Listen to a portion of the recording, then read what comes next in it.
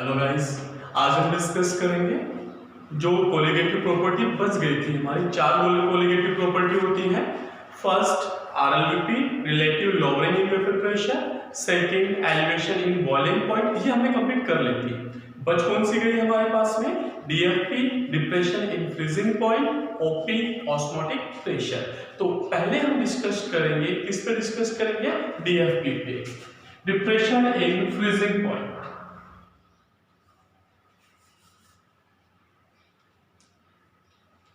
DFP, depression in freezing point. इससे पहले हम समझेंगे फ्रीजिंग पॉइंट क्या होता है। तो पहले हमें क्या समझना है? What is freezing point. अब समझो आप, फ्रीज कौन होगा? लिक्विड होगा, और लिक्विड फ्रीज होके कन्वर्ट किस में हो जाएगा? सॉलिड में कन्वर्ट हो जाएगा। It means liquid will convert into solid. Liquid convert into solid. कहां है? लिक्विड की फॉर्म में है। कहां जा रहा है? सॉलिड में जा रहा है। जहां पे इन दोनों का osmotic pressure, vapour pressure of liquid और vapour pressure of solid become equal. इन दोनों की वैल्यू क्या हो जाती है? सेम हो जाती है, इक्वल हो जाती है। दैट टेम्परेचर इज कॉल्ड, उस टेम्परेचर को क्या बोल देंगे हम? Freezing point. That temperature is called freezing point.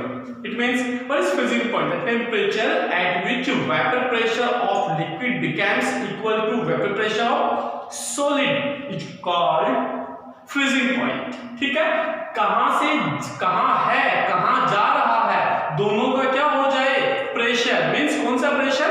Vapour pressure क्या हो जाए? इक्वल हो जाए। उसी को क्या कहते हैं अपन? Freezing point. जैसे इससे पहले अपन ने डिस्कस किया था, किसको?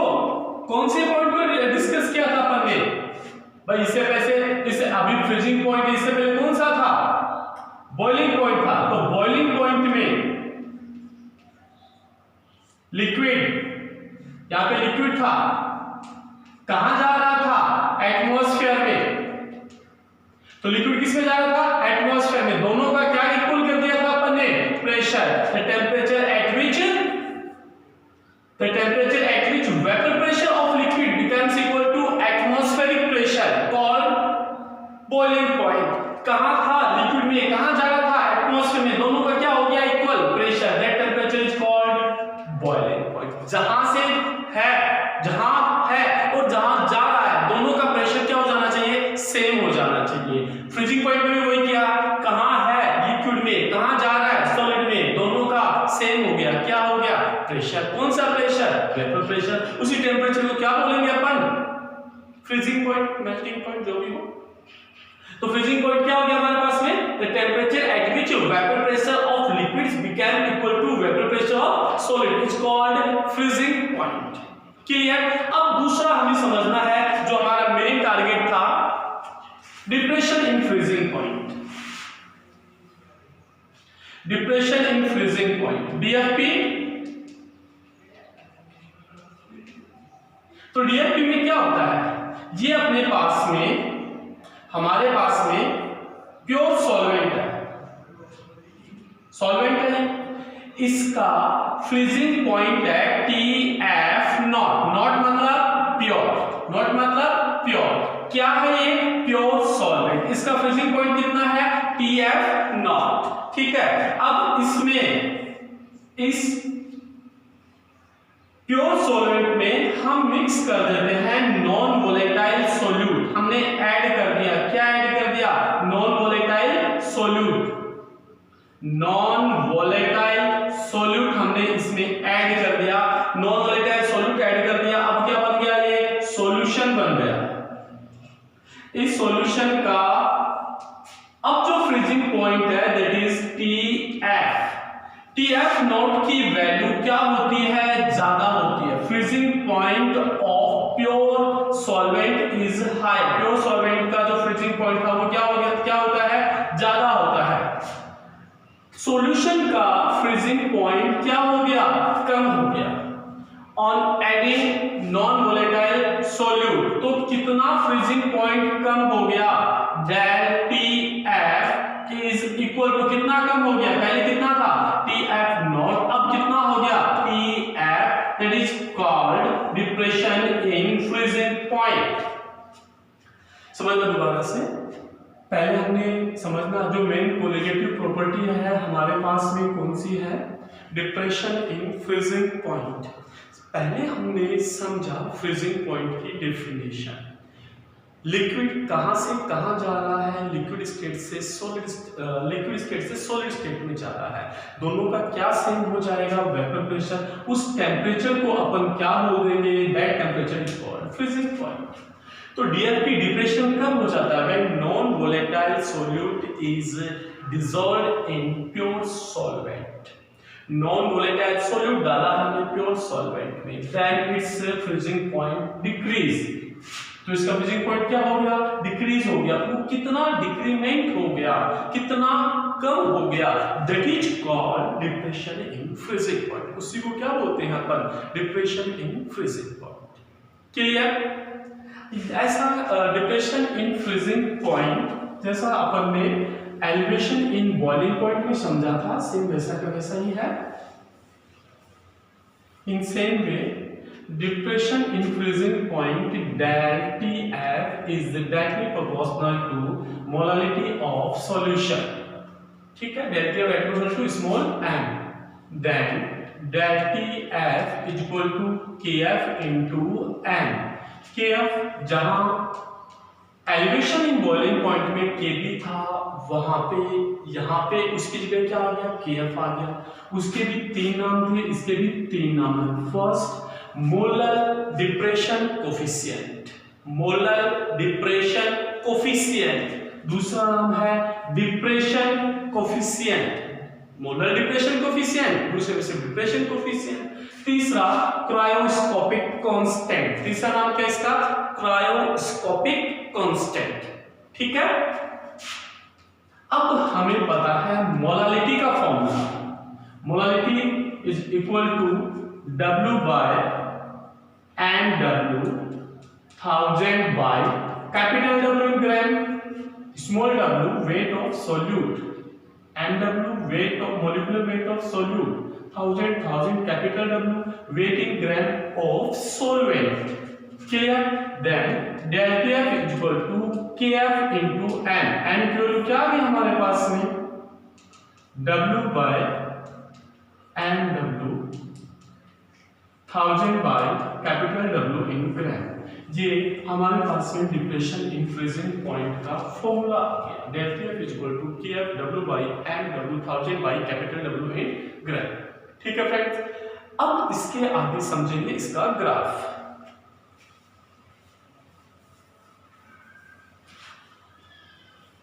ग्राफ में देखो हमने वही एक दो एक्सिस बना ली, इसमें ये y एक्सिस कंसीडर कर ली, ये x एक्सिस कंसीडर कर ली। x एक्सिस पे हमने ले लिया टेम्परेचर और y एक्सिस पे ले लिया हमने वेपर प्रेशर। अब जैसे अपन ने एलिवेशन इन बॉइलिंग पॉइंट में दो ग्राफ बनाए थे, यहां हम तीन ग्राफ ड्रॉ करेंगे। पहले तो ये कर लिया हमने सॉल्वेंट का, ये सॉल्वेंट हो गया, प्योर सॉल्वेंट हो गया ये। अब जो सॉल्यूशन बना नॉन वोलेटाइल सॉल्यूट ऐड करने पे, ये उस सॉल्यूशन का वेपर प्रेशर का ग्राफ हो गया। ये किसका हो गया, सॉल्यूशन का।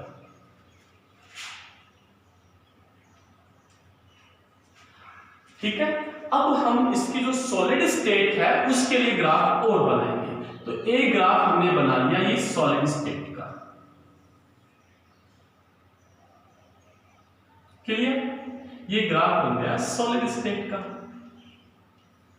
किसकी, सॉल्यूशन की सॉलिड स्टेट, सॉल्वेंट की सॉलिड स्टेट। अब समझो, यहां पे इस पॉइंट पे सॉलिड का वेपर प्रेशर, सॉलिड स्टेट का वेपर प्रेशर और सॉल्वेंट का वेपर प्रेशर दोनों क्या हो गए, सेम हो गए।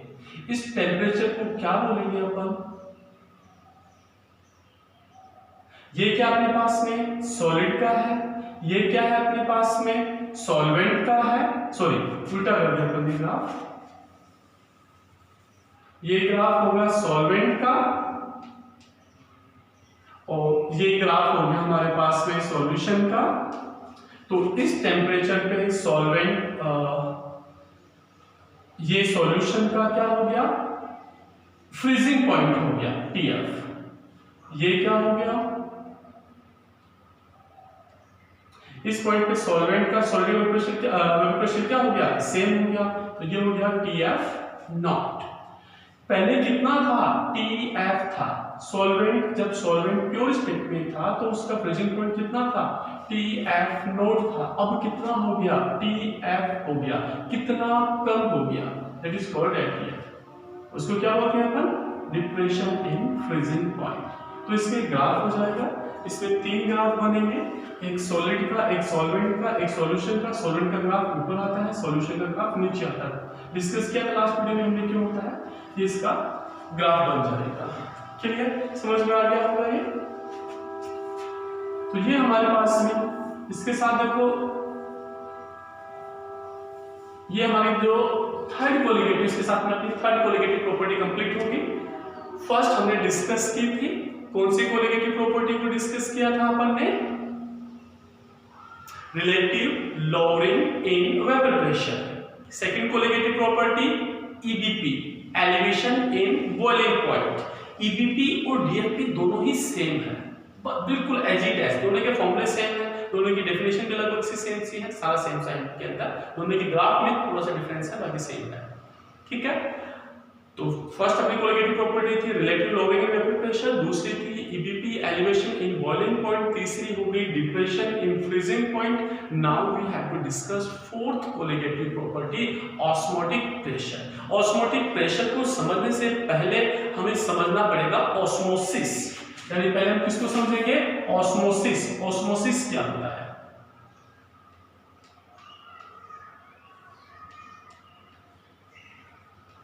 ठीक है, पहले हम समझेंगे ऑस्मोसिस। और ऑस्मोसिस को समझने से पहले हम समझेंगे टाइप ऑफ मेम्ब्रेन।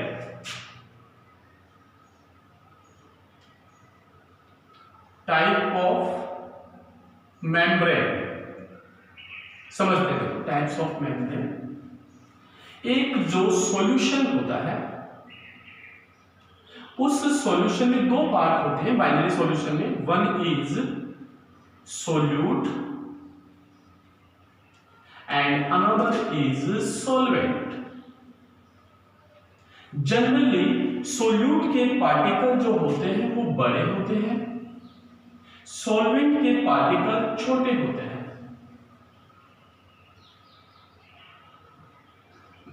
ऐसी मेम्ब्रेन जो दोनों को अलाउ करे पास होने के लिए, उसमें से दोनों के मॉलिक्यूल्स पास हो सकते हैं, ऐसी मेम्ब्रेन को क्या बोलेंगे पेरमेबल मेम्ब्रेन। क्लियर, जो दोनों को ही अलाउ नहीं करे पास होने के लिए, that is called impermeable membrane. Next semi permeable membrane, ये हमें समझना है, SPM सेमी पेरमेबल मेम्ब्रेन। अब देखो पार्टिकल किसके छोटे हैं अपने, सेमी मतलब आधा, पेरमेबल मतलब पार हो सकते हैं, मेम्ब्रेन है।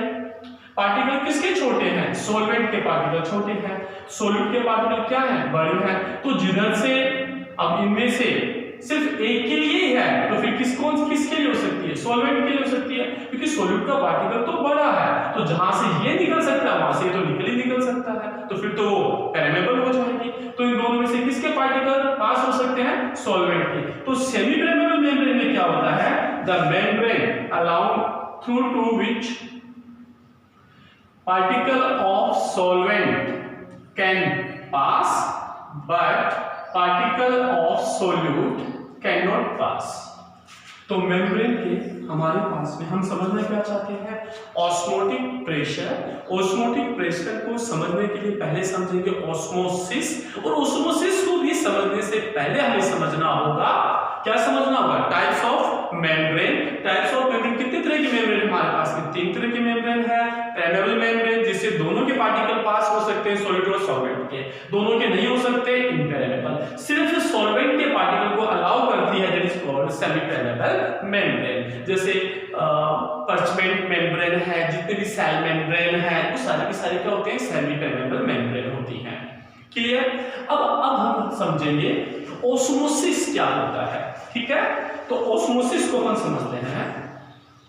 ऑस्मोसिस को समझने के लिए हमने एक एक कंटेनर कंसीडर कर लिया, यू शेप ट्यूब कंसीडर कर लिया अपन ने, और इस यू शेप ट्यूब के मिडिल पार्ट में हमने लगा, ध्यान से समझो, तो मिडिल पार्ट में हमने लगा दी एक एसपीएम, यहां पे हमने बीच में लगा दी इसके एसपीएम सेमी पेरेबल मेम्ब्रेन हमने यहां पे लगा दी।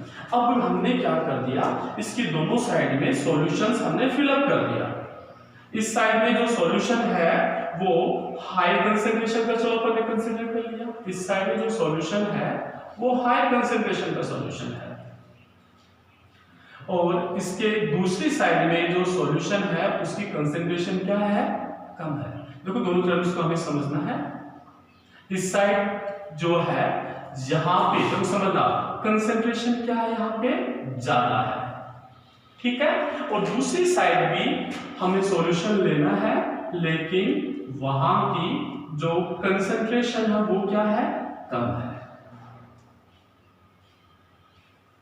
अब समझना क्या, concentration word always represent amount of solute. Concentration किसके लिए यूज करते हैं, सोल्यूट के अमाउंट को रिप्रेजेंट करने के लिए। तो यहाँ की कंसंट्रेशन ज्यादा, देखो ध्यान से समझना, यहाँ की कंसंट्रेशन ज्यादा है, इट मींस यहाँ पे सोल्यूट ज्यादा है, सोलवेंट कम है। कंसंट्रेशन ज्यादा है, इट मींस, ध्यान से समझना, बड़े अच्छा पॉइंट है, सोलवेंट क्या है यहाँ पे, कंसंट्रेशन ज्यादा, सोल्यूट ज्यादा, सोलवेंट कम। समझ में आ गया, कंसंट्रेशन कम, सोल्यूट कम, लेकिन सोलवेंट ज्यादा।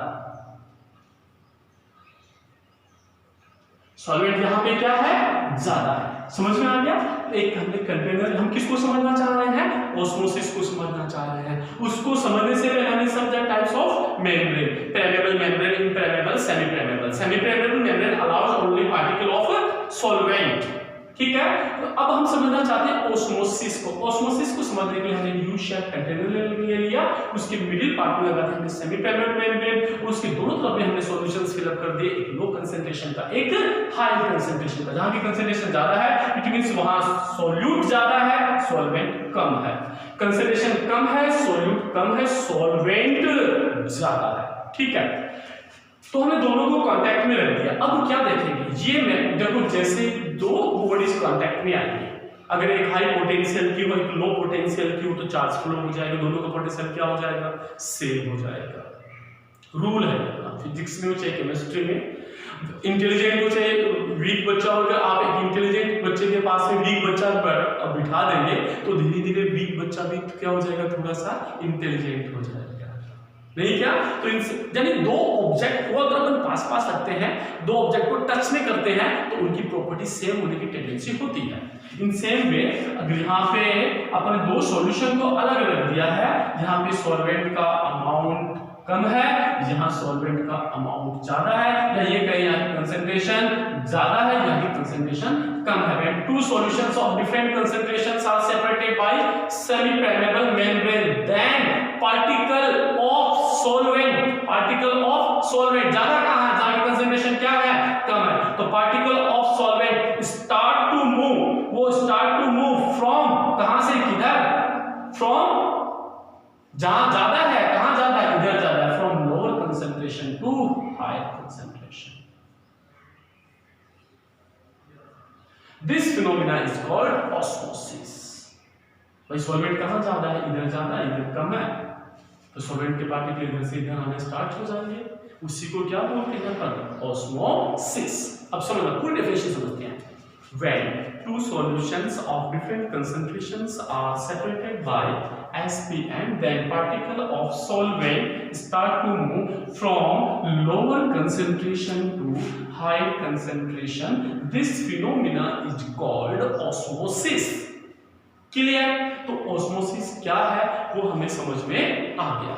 ठीक है, अब हम एग्जांपल समझते हैं ऑस्मोसिस के। ठीक है फ्रेंड्स, अब हम समझते हैं एग्जांपल्स ऑफ ऑस्मोसिस। एग्जांपल,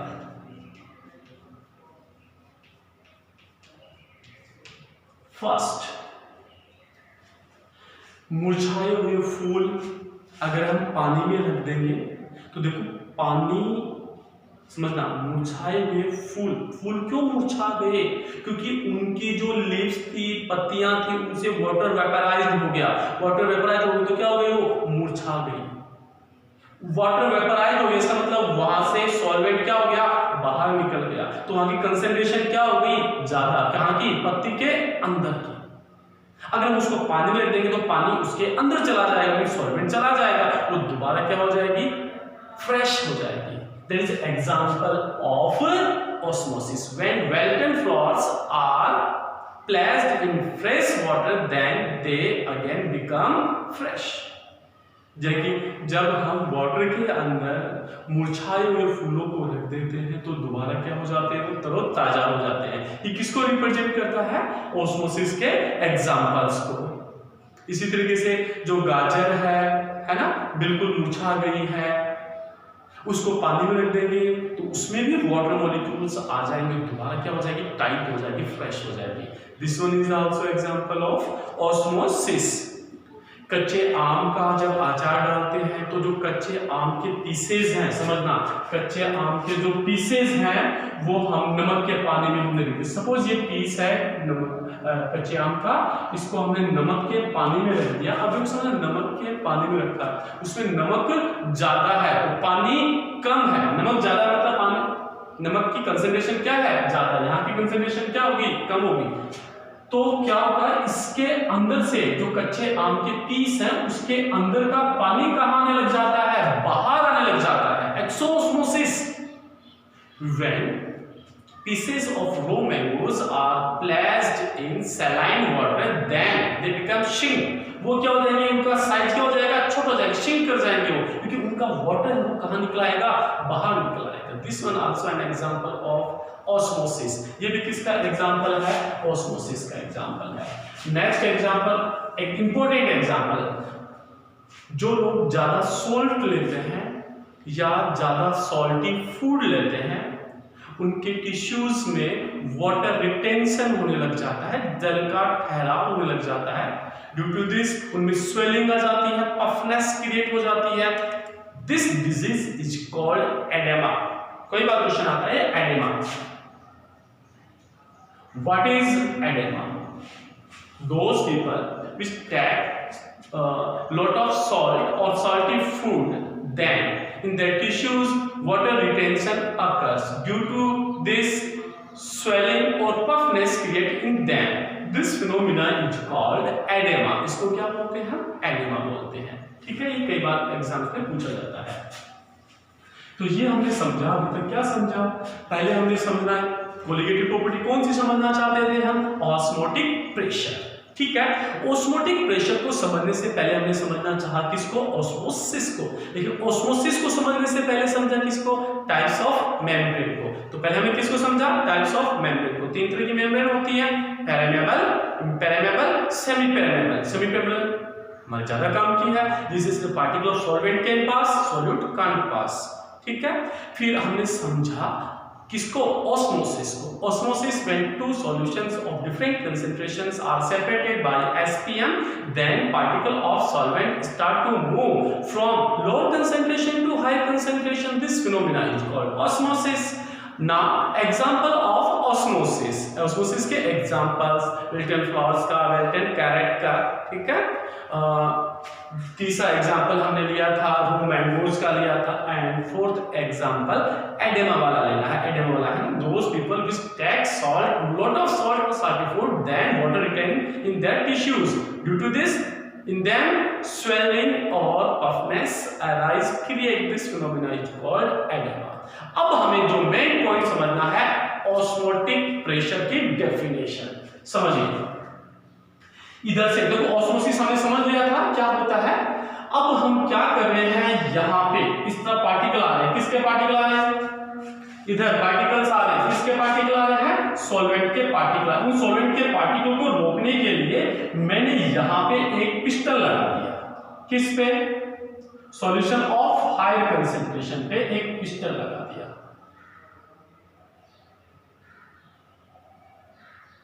अब समझ रहे फ्रेंड्स, इधर क्या आ रहे हैं, सॉल्वेंट के पार्टिकल, इधर हम क्या लगा रहे हैं, प्रेशर लगा रहे हैं, वो क्या कर रहे हैं, इधर आ रहे हैं, हम उनको आने से रोकेंगे। ऐसे तो हो रहा है कि इधर से पार्टिकल ऑफ सॉल्वेंट आ रहे हैं, हम इधर से प्रेशर लगाएंगे तो उन पे प्रेशर लगेगा, आना थोड़ा रुक जाएगा। देखो शुरू में हमने थोड़ा प्रेशर लगाया, इधर आना थोड़ा कम हो गया, फिर थोड़ा और प्रेशर लगाया, और आना कम हो गया, इतना प्रेशर लगा देंगे कि अब आना बिल्कुल ही क्या हो गए, बंद हो गए। उस प्रेशर को जिस प्रेशर पे इधर आना ये बंद हो जाएंगे, that is called osmotic pressure. उसी का नाम क्या है, ऑस्मोटिक प्रेशर। समझना दोबारा से, the minimum pressure applied on solution of higher concentration, the minimum pressure applied on solution of higher concentration to stop osmosis. ये इधर आ रहे हैं, ये क्या है, ऑस्मोसिस है, और इसको रोकने के लिए मिनिमम कितना प्रेशर हमें चाहिएगा, वही क्या होता है, osmotic pressure. The minimum pressure applied on solution of higher concentration to stop osmosis is called osmotic pressure. तो ये हमारे पास में होगी osmotic pressure की definition। अब हमें समझना है इसका formula.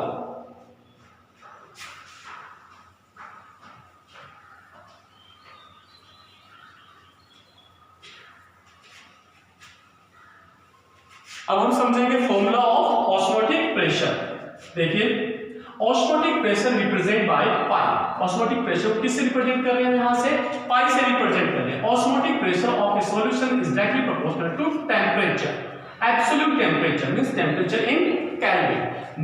Second point, osmotic pressure is directly proportional to concentration of solution. ठीक है, ऑस्मोटिक प्रेशर एब्सोल्यूट टेंपरेचर के क्या होता है, डायरेक्टली प्रोपोर्शनल होता है। सॉल्यूशन की कंसंट्रेशन के भी क्या होता है, डायरेक्टली प्रोपोर्शनल होता है। अगर दोनों को अपन ने ऐड कर देंगे तो हमारे पास फॉर्मूला क्या बन जाएगा, पाई डायरेक्टली प्रोपोर्शनल टू Cp। ठीक है, इस डायरेक्टली प्रोपोर्शनल के साइन को हटाने क्या लगा देंगे, R लगा देंगे, तो क्या बन गया फॉर्मूला अपने पास है, pi equal to RCp। Pi osmotic pressure, R gas constant, वही गैस कांस्टेंट है, C concentration, T temperature in kelvin, it called absolute temperature. ठीक है, R की वैल्यू हमें याद रखनी है, ध्यान रखनी है, एनुअल एग्जाम में देते हैं आपको 0.0821 एटमॉस्फेयर लीटर मोल पर केल्विन। ठीक है, वैसे इनकी तीन वैल्यू होती है आपके, लेकिन यहाँ पे जनरली हम पाई को किसमें फाइंड आउट करेंगे, एटमॉस्फेरिक प्रेशर में, तो हमें यूनिट भी क्या लेनी पड़ेगी, एटमॉस्फेयर लीटर वाली यूनिट करनी पड़ेगी। ठीक है फ्रेंड्स, ये आपके पास में आ गया ऑस्मोटिक प्रेशर का फॉर्मूला। अगर इसको आप आइडियल गैस इक्वेशन से भी फाइंड कर सकते हैं, जैसे PV इक्वल टू nRT, पता है ना हमें, then P equal to N by V into RT। N by V किसको रिप्रेजेंट करेगा, कंसंट्रेशन को, then P equal to CRT। P pressure, pressure कौन सा ले लिया हमने, ऑस्मोटिक प्रेशर ले लिया। C क्या है, कंसंट्रेशन, R क्या है, गैस कांस्टेंट, T टेंपरेचर। वही फॉर्मूला हमारे पास यहां से आ गया, पाई इक्वल टू CRT। क्लियर, तो ये फॉर्मूला हो गया हमारे पास में ऑस्मोटिक प्रेशर का। अब देखो समझो, यहां से ऑस्मोटिक प्रेशर में फॉर्मूला हमारे पास है, पाई इक्वल टू CRT। ध्यान रखना है हमें, C यहां पे क्या है, कंसंट्रेशन, और कंसंट्रेशन भी कौन सी है, मोलारिटी है। देन C इज है कैपिटल M, और कैपिटल M का हमें फॉर्मूला पता है, तो अगर पुट करें तो RT, यहां लिख दिया C W by NW 1000 divided by V in ml। ये हमारे पास फॉर्मूला आ जाता है ऑस्मोटिक प्रेशर का। क्लियर, ऑस्मोटिक प्रेशर के बेसिस पे टाइप्स ऑफ सॉल्यूशन और देखते हैं। देखिए,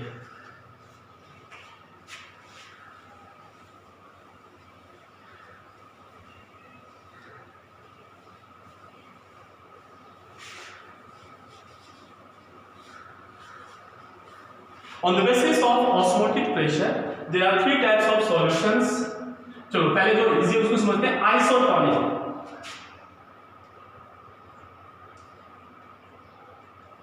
iso means same, tonic means osmotic pressure, term iso means same. ऐसे दो सॉल्यूशंस जिनका ऑस्मोटिक प्रेशर क्या होता है, सेम होता है, they are called isotonic isotonic solutions, it means isotonic solutions में दोनों का ऑस्मोटिक प्रेशर क्या होता है, ज्यादा, pi1 will be equal to pi2।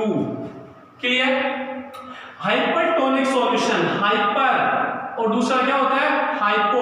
चलो हमने कंसीडर कर लिया pi1 is greater than pi2, दो सॉल्यूशंस हैं, एक का ऑस्मोटिक प्रेशर ज्यादा है, दूसरे का कम है। जिसका ज्यादा है, ज्यादा मींस हाइपर, हाइपर ज्यादा, तो ये कौन सा हो गया, hypertonic, and another is the hypotonic.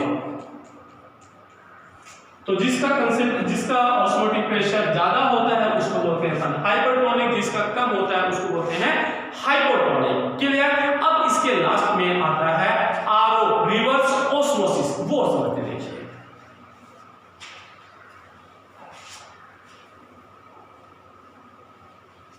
Reverse osmosis को समझने के लिए हमने वही एग्जांपल अभी दोबारा लेते हैं जो अभी लिया था आपने, एक यू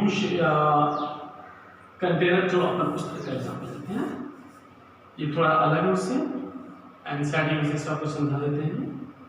ये अपन इस तरीके का एक कंटेनर ले लिया,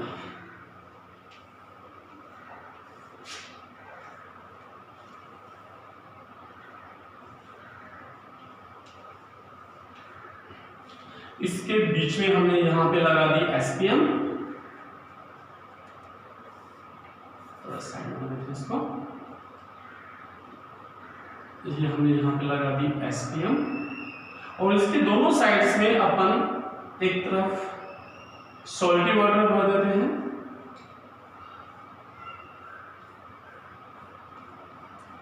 एक तरफ प्योर वाटर भर देते हैं। ये कौन सा है, मैराइन वाटर या सॉल्टी वाटर है,